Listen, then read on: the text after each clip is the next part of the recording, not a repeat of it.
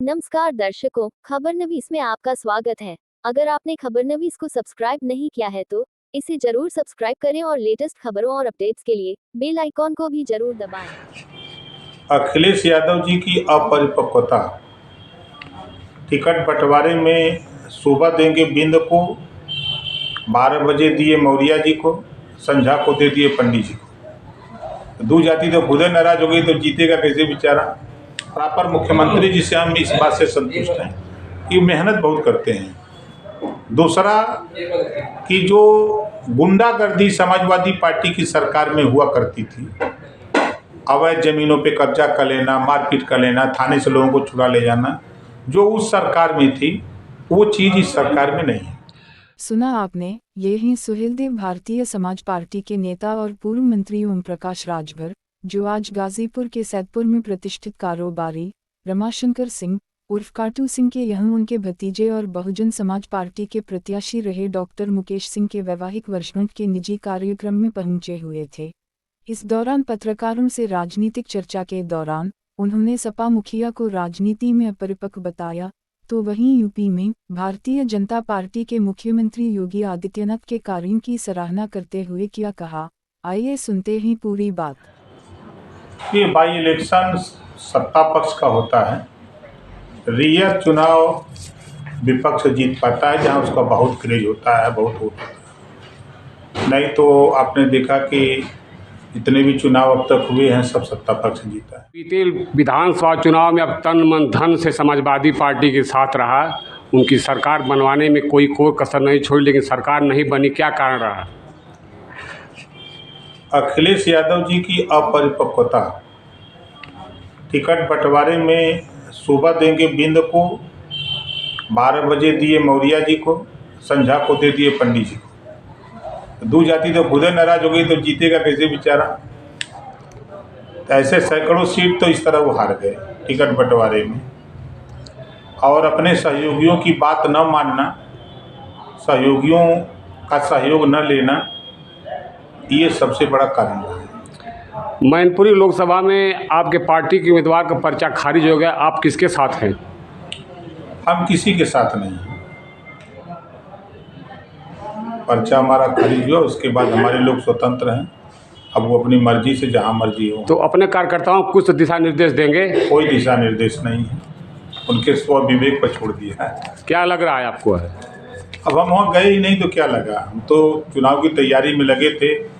8 अक्टूबर को कार्यक्रम किया था जहाँ दसों हजार लोग जुटे थे, अपने पैसे से लोग आए थे। लेकिन दुर्भाग्य है कि पर्चा हमारा खारिज हो गया, नहीं तो हम तो छमाही परीक्षा पास करते।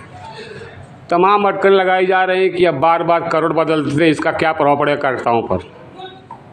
देखिए, जब बहुजन समाज पार्टी करवट बदलती रही, कभी बसपा के साथ, कांग्रेस के साथ, तो कभी सपा के साथ, कभी बीजेपी के साथ, समाजवादी पार्टी कभी कांग्रेस के साथ, कभी बसपा के साथ, कभी रालोद के साथ, तो उनके ऊपर कोई आंच नहीं आती है। लेकिन ओम प्रकाश राजभर जब समझौता करते हैं तो इन पे आंच आने लगती है, जबकि ऐसा कुछ नहीं। ईडी और सीबीआई का जो कार्रवाई चल रही, क्या आपसे संतुष्ट हैं? देखिए, अभी बॉम्बे हाई कोर्ट ने ईडी पर कमेंट किया संजय राउत जी के मामले पर कि इस तरह सरकार के इशारे पर काम नहीं करना चाहिए। वहाँ से भी कमेंट। जब कांग्रेस की सरकार रही तो सुप्रीम कोर्ट ने सीबीआई पे कहा कि ये तोता है, पार्टियों के ये तोता है जी हुआ। सुप्रीम कोर्ट ने कमेंट किया था। ये दोनों संस्थाएं सरकार के इशारे पे काम करती हैं। आपका रमाशंकर सिंह उर्फ काटू से क्या संबंध है? हमारे बड़े भाई हैं। एक सवाल और पूछना चाहता हूं कि माफिया के नाम पर श्री मुख्तार अतीक के ऊपर ही कार्रवाई हो रही, क्या और माफिया उत्तर में है कि नहीं? ये सवाल सरकार से पूछिए। अभी अभी अनिल राजभर बार बार कह रहे हैं कि ओम प्रकाश राजभर पाला बदलने माहिर हैं, उनको अपने सारे परिवार को लोकसभा और विधानसभा भेजने की चिंता है और उनसे पार्टी से कोई चिंता नहीं। इस पर क्या कहना चाहेंगे आप? देखिए, अभी वो बच्चा है राजनीति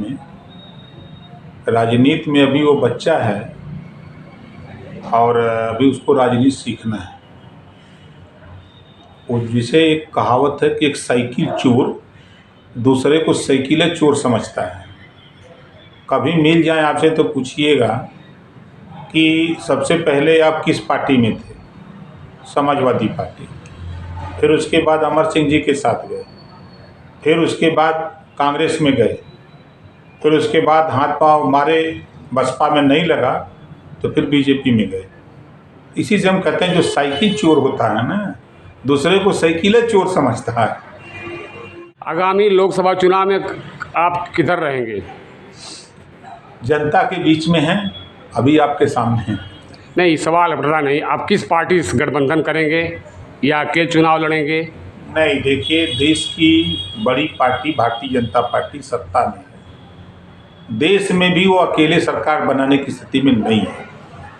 उत्तर प्रदेश में भी सरकार 3 दलों की मिलकर चल रही है। बिहार देखिए, पूरा देश गठबंधन से जूझ रहा है, गठबंधनों की सरकारें चल रही हैं। तो ये गठबंधन चुनाव के 4 महीना, 6 महीना, 5 महीना पहले होते हैं, तो वो टाइम आएगा तो बताएंगे आपसे। एक आखिरी सवाल है कि वर्तमान सरकार के कार्यकलापों से संतुष्ट हैं कि नहीं आप? देखिए, वर्तमान सरकार प्रॉपर मुख्यमंत्री जी से हम इस बात से संतुष्ट हैं कि मेहनत बहुत करते हैं। दूसरा कि जो गुंडागर्दी समाजवादी पार्टी की सरकार में हुआ करती थी, अवैध जमीनों पे कब्जा कर लेना, मारपीट कर लेना, थाने से लोगों को छुड़ा ले जाना, जो उस सरकार में थी वो चीज़ इस सरकार में नहीं है। आगामी 1 साल या 6 महीने से मुख्यमंत्री कभी भी कोई टिप्पणी नहीं कर रहे हैं, ना आपके ऊपर कोई बात उठा रहे हैं। लग रहा है कि आप लोग गठबंधन होगा क्या? देखिए, जब कोई मौका आवे तब ना। बहुत मौका आया है, उन्होंने कहा कि ओम प्रकाश पे कोई टिप्पणी नहीं करेंगे। अभी नए प्रदेश अध्यक्ष आए, वो भी कोई टिप्पणी नहीं की। इससे क्या इसका अंदाजा लगा सकता है? सबसे हमारा संबंध है, हमारा कोई ऐसा नेता नहीं है, कोई ऐसा वोटर नहीं है, चाहे वो किसी जाति का हो, किसी धंधे में हो, हमारा सबसे संबंध है। मऊ विधायक अब्बास अंसारी को अपराधी कहेंगे कि नहीं? हम जज हैं, जब तक अदालत सजा ना दे दे तब तक अपराधी नहीं कहा जा सकता है। फिलहाल आपका दरवाज़ा उनका खुला रहेगा कि बंद रहेगा? वो हमारी पार्टी से विधिक तौर पर विधायक हैं, नेता समाजवादी पार्टी के हैं। क्योंकि विधानसभा के चुनाव में अखिलेश यादव जी ने 12 प्रत्याशी अपने दिए थे, सिंबल हमारा था। उसी में ये भी थे, जगदीश नारायण राय थे, उसी में आपके बलिया में बांसडी, रसड़ा था, सलेमपुर था, 12 सीटें ऐसी थी। अगर आपने खबरनवीस को सब्सक्राइब नहीं किया है तो इसे जरूर सब्सक्राइब करें और लेटेस्ट खबरों और अपडेट्स के लिए बेल आइकॉन को भी जरूर दबाएं।